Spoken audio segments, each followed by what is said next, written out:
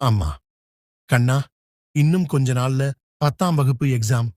நல்லா படிச்சுக்கோ. அப்பா, நாளைக்கு ஒரு ஜோதிடரை பார்த்துட்டு வரலாம்னு நினைக்கிறேன். மகள். ஐயா, என் பையன் இந்த வருடம் 10ஆம் வகுப்பு எழுதுறான். எப்படி ரிசல்ட் வரும்? ஜோதிடர்.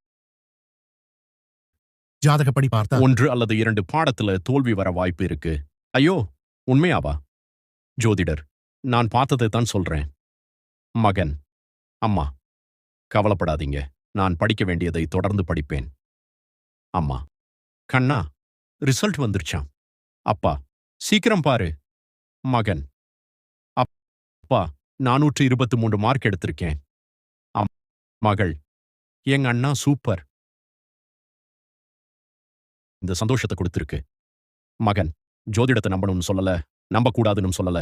ஆனா நம்ம உழைப்பு, முயற்சி, நம்பிக்கை இத மட்டும் யாராலும் மாற்ற முடியாது.